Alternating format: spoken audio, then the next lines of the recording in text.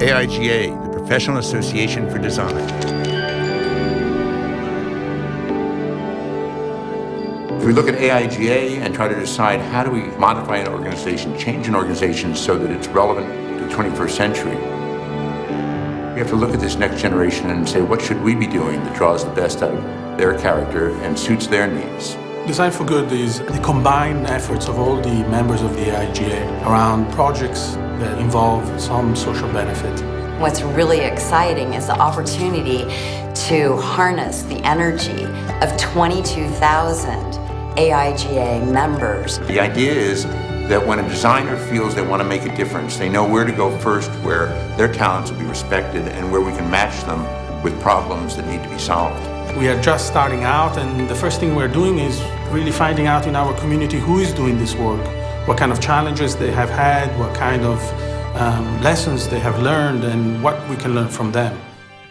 The work that we do that's most socially impactful would have to be stuff that we do for some of the cities throughout Connecticut, in particularly the work that we do for the town of Middletown.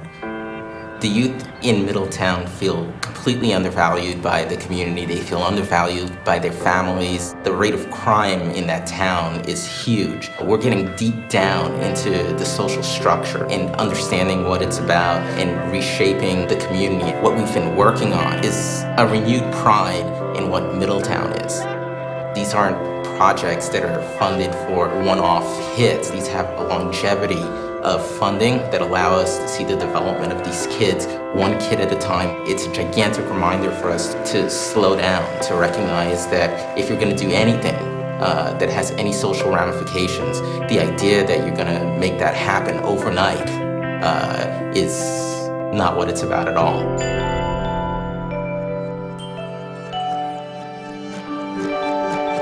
The designer is really a manifestation of the creative mind, the creative process. And I believe that creativity can defeat habit. And designers can make the complex clear, and they can do it with empathy, and they can do it with effect. Designers, at their very essence, are problem solvers. The conventional way of solving these problems is to find the shortest line between 2 points. So designers tend to look at many different options, and they do rapid prototyping. They quickly try to develop a way of seeing how people react to these ideas. And if you know that some of them will fail, you'll take risks. Whereas the business mind always tries to isolate risk.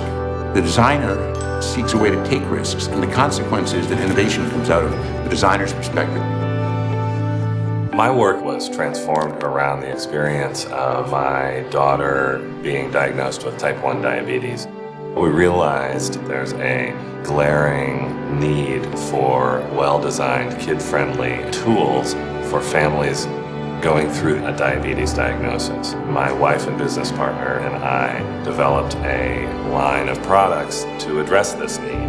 We eventually grew that business into a broader vision that addressed this same condition across healthcare. That business was called Health Simple, and it was acquired by a division of Johnson & Johnson. Health Simple has demonstrated that design-driven solutions can provide a profound improvement in the experience of living with a chronic condition. The project that I do that has the most social impact is the Say Something poster project. We're able to match design, especially design competitions, with needs of a local nonprofit, the Home for Little Wonders, which is a children's home. They have rooms and walls that aren't quite utilized as much as they would like. We were able to come in and really show something that they probably hadn't considered before. We were able to put some great content up in that space, and that was really impactful.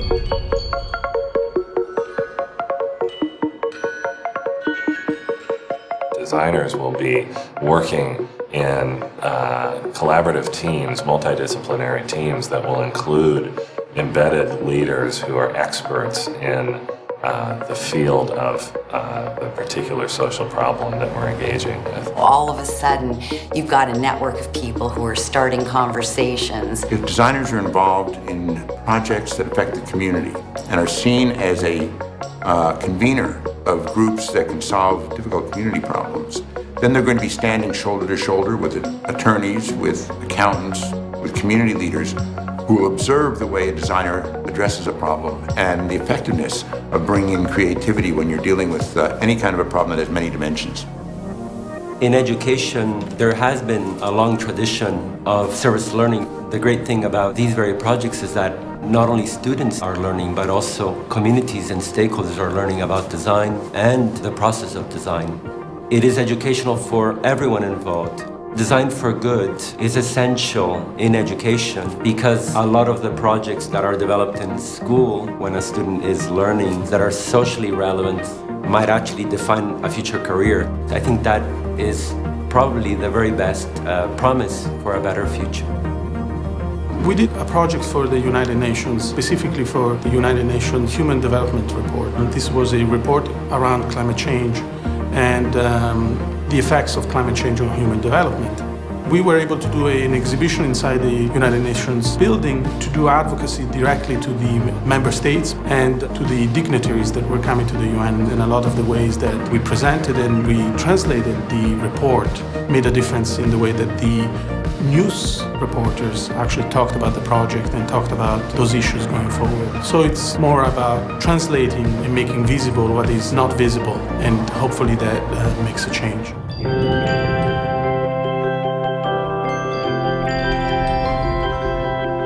What excites me most is the opportunity to harness the energy of 22,000 AIGA members, 66 chapters, and over 200 student organizations so that our efforts add up to something that's so much more. What we'd want is for communities, when they have a particularly difficult problem, for them to turn first to the AIGA chapter and say, can you help us assemble a multidisciplinary team to really deal with this problem? And for the designer to sit at the head of the table as the facilitator, while experts and community leaders surround the table and try to solve a problem. We all have an obligation to this effort. We all have an obligation to move our culture forward with design for good and with good design. There's a wide range of ways in which you can design for good. You can join forces with other designers to begin taking on an issue about which you feel passionate. You can also work with your nearest AIGA chapter on a community issue that needs to be addressed. You can get involved in programs and initiatives that start at the national level. Or finally, you can act individually, volunteering for a local organization. It doesn't matter how you choose to get involved. It only matters that you act. Design for Good. It helps you, it helps the profession, and it helps the community.